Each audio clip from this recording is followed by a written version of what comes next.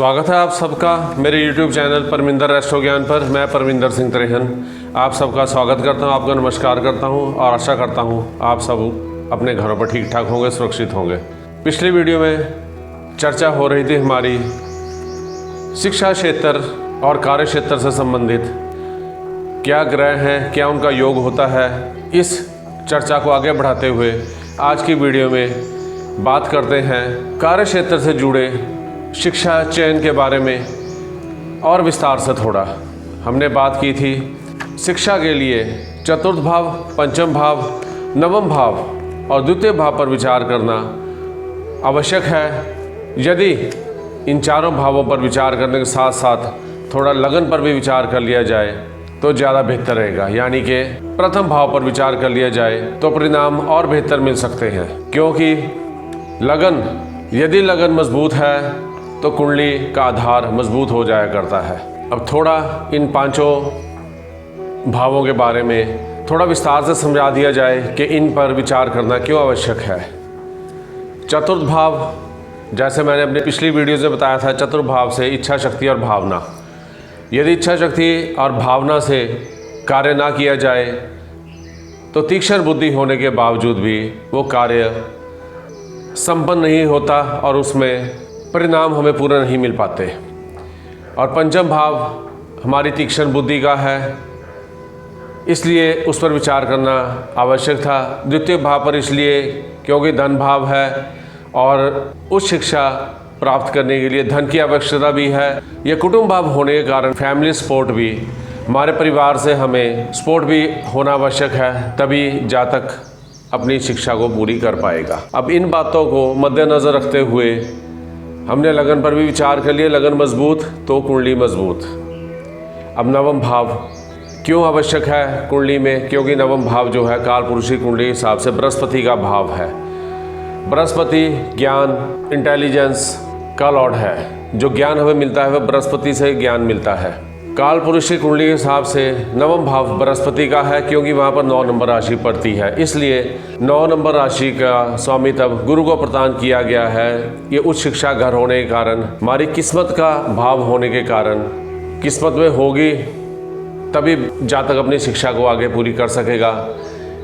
इन सब भावों का विचार करने के लिए किस्मत के भाव का विचार, ज्ञान के भाव का विचार, नॉलेज, विजडम, इस भाव का विचार करना भी आवश्यक है। नवम भाव को विशेष महत्व देना आवश्यक है, क्योंकि ये किस्मत का भाव भी है, हाउस ऑफ लक, और बृहस्पति का भाव होने के कारण ये बुद्धिमत्ता का भाव भी है, नॉलेज का भाव भी है।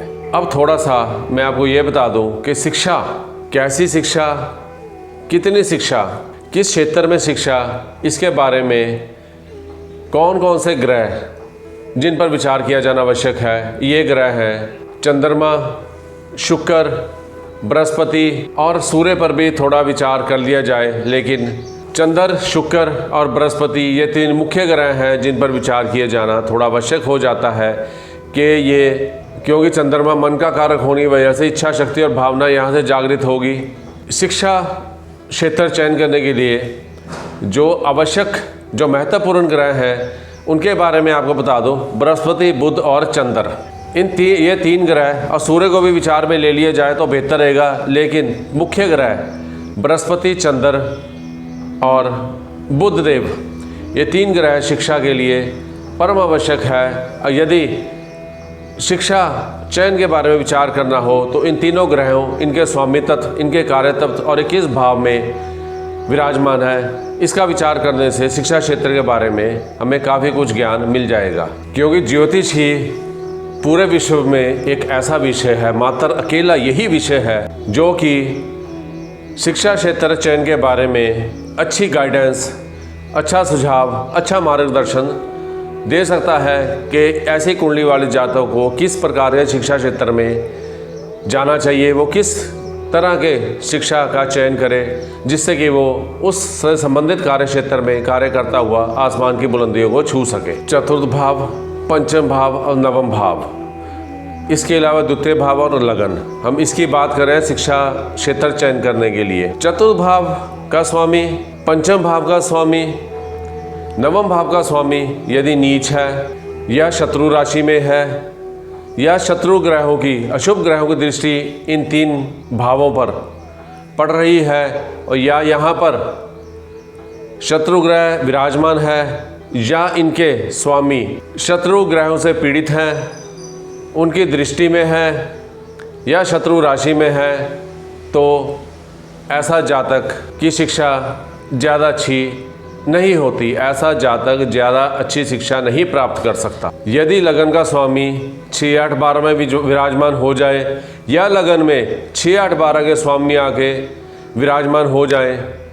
तो ऐसा जातक अपनी शिक्षा बहुत रुकावटों से, बहुत मुश्किल से पूरी कर पाता है। इन सब बातों को विचार करने के साथ दशा, अंतर्दशा, प्रत्यंतर दशा पर भी विचार किया जाना आवश्यक है। यदि किसी अशुभ ग्रह की दशा होगी तो जातक की शिक्षा पर स्वाभाविक है कि जातक की शिक्षा पर उसका प्रभाव पड़ेगा। थोड़ा सा आपको मैं ग्रहों के साथ संबंधित शिक्षा क्षेत्र के बारे में बता देता हूँ कि किस किस ग्रह के साथ हमारा कौन कौन सा शिक्षा क्षेत्र संबंधित है, या यदि वो ग्रह हमारी कुंडली में बलशाली है, अष्टक वर्ग में उसे पूर्ण बल मिला है, भाव बल उसका अच्छा है, उस ग्रह से संबंधित यदि जातक अपने शिक्षा क्षेत्र का चयन करता है तो उस क्षेत्र में वो शिक्षा प्राप्त करके उससे संबंधित कार्य क्षेत्र में यदि जातक काम करता है जीवन में, तो वो आसमान की बुलंदी को छू लिया करता है।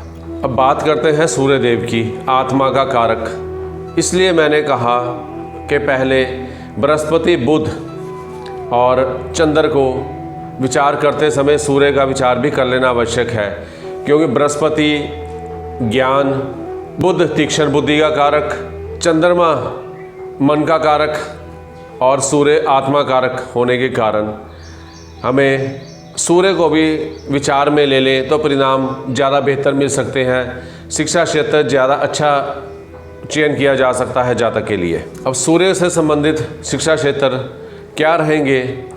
यदि जातक का सूर्य बलवान है तो ऐसे जातक को कौन से शिक्षा क्षेत्र में जाना चाहिए? चिकित्सक, doctor, medicine, science, chemical, light, heat, solar, government job, सरकारी क्षेत्र में सेवा, मैथमेटिक्स, आयुर्वेदा, पॉलिटिक्स आदि क्षेत्र ऐसे जातक के लिए बढ़िया रहेंगे जिस जातक की कुंडली में सूर्य बलवान है, सूर्य उसका उच्च का है, सूर्य शुभ ग्रहों से दृष्ट है, सूर्य शुभ प्रभाव में है। ऐसे जातक को इन क्षेत्रों से संबंधित यदि वो शिक्षा ग्रहण करता है तो उससे संबंधित कार्य क्षेत्र में काम करते हुए जातक लाभ ले सकता है, जीवन में काफ़ी ऊंचाइयों को छू सकता है। उसके बाद बात करते हैं चंद्रदेव की, मन का कारक चंद्रमा। Knowledge of fine arts, marine engineering, poetry, dance, hotel management, marketing, nursing, psychology, psychiatry, herbs, chemistry, biochemistry, ये क्षेत्र चंद्रमा से जुड़े हुए हैं। चंद्रमा शुभ प्रभाव में है, चंद्रमा उच्च का है, शुभ भावों में है, तो ऐसा जातक चंद्रमा से संबंधित इन क्षेत्रों की शिक्षा प्राप्त करें, अपनी शिक्षा का चयन इन क्षेत्रों से संबंधित करें, तो ऐसा जातक जीवन में आसमान की बुलंदी को छू लिया करता है। बात करते हैं मंगल देव की, मार्स। मंगल देव इंजीनियरिंग, एनालिसिस, विश्लेषण जिसे बोला जाता है, रिसर्च, फिजिक्स, भौतिक विज्ञान जिसकी बात करते हैं हम, फिजिक्स की, टेक्नोलॉजी, सर्जरी, पावर और एनर्जी, क्योंकि मंगल जोश का कारक है। पावर एंड एनर्जी भी मंगल से ही विचार किया जाए तो ज़्यादा बेहतर परिणाम मिल पाएंगे।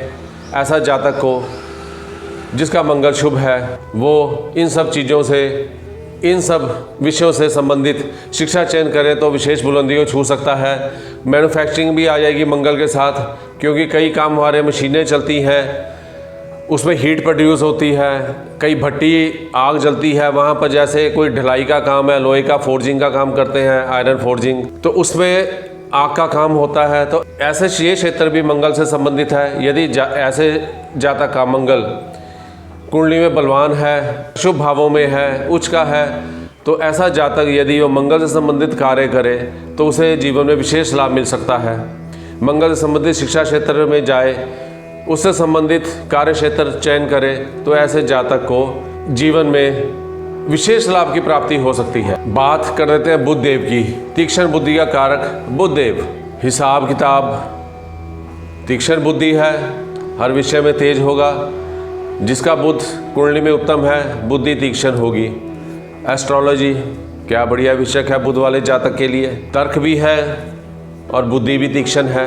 अकाउंटेंसी, मैथमेटिक्स से संबंधित, बिजनेस अकाउंट्स, जर्नलिज्म, पत्रकारिता, लिखने पढ़ने और बोलने का काम है, ये सब बुध के कार्य हैं। बड़ा उत्तम क्षेत्र है जातक के लिए जिसका बुध शुभ प्रभावों में है। कॉमर्स, फाइनेंस, अकाउंटेंसी, लॉजिक, वकील के लिए भी बुद्धि तीक्ष्ण होनी आवश्यक है, क्योंकि तर्क, वाणी, मुख से बोलना, वाणी, ये सब बातें बुध से संबंधित है। ट्रेड, कम्युनिकेशन और कम्युनिकेशन रिलेटेड जो भी विषय हैं, कम्युनिकेशन संबंधित जो भी विषय हैं, ये बुध के कार्य हैं। तो ऐसा जातक जिसकी कुंडली में बुध उत्तम है, अच्छे भाव में है, शुभता लिए हुए है, अशुभ ग्रहों से के प्रभाव से दूर है, कोई शुभ ग्रह का प्रभाव उस पर नहीं पड़ रहा, ऐसा जातक यदि इन क्षेत्रों से संबंधित कार्य करे, ऐसी शिक्षा का चयन करे जिससे कि वो अपनी शिक्षा पूरी करने के पश्चात इन कार्य क्षेत्र में कार्य कर सके, उससे संबंधित कार्य क्षेत्र में कार्य कर सके, तो ऐसा जातक जीवन में आसमान की बुलंदी को छू लेगा। आज बुध देव तक बात हुई है, वीडियो ज़्यादा लंबी हो जाएगी, ज़्यादा आगे ना बढ़ाते हुए अगली वीडियो में बाकी ग्रहों के बारे में बात करेंगे। कुछ और जो मुख्य आजकल के व्यवसाय हैं, डॉक्टर है, इंजीनियरिंग है, इससे संबंधित थोड़ा विस्तार से 1-2 वीडियो में आने वाली मैं बताऊंगा। थोड़ा समय ज़्यादा लगेगा। कुछ और ग्रहों के बारे में भी विचार रह गया है, शुक्र से संबंधित, बृहस्पति से संबंधित, राहु केतु से संबंधित कौन से कार्य किए जाए जो कि हमें जीवन में लाभ उठा सके।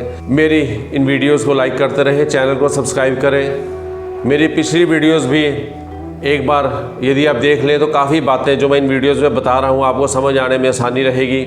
आप खुद ही बिना किसी ज्योतिर्विद के पास जाए अपनी समस्याओं का समाधान ले सकते हैं। आप मेरे चैनल को सब्सक्राइब करें, क्योंकि जो वीडियो मैं अपलोड करूं आपको तुरंत ही उसकी नोटिफिकेशन प्राप्त हो जाए और आप ज्योतिष के महाविज्ञान के इस ज्ञान को प्राप्त कर सकें। आने वाली वीडियो में जल्दी मिलते हैं कुछ नई रोचक बातें, कुछ जानकारी से भरपूर बातें लेकर। आने वाली वीडियो तक के लिए आप सबको मेरा नमस्कार।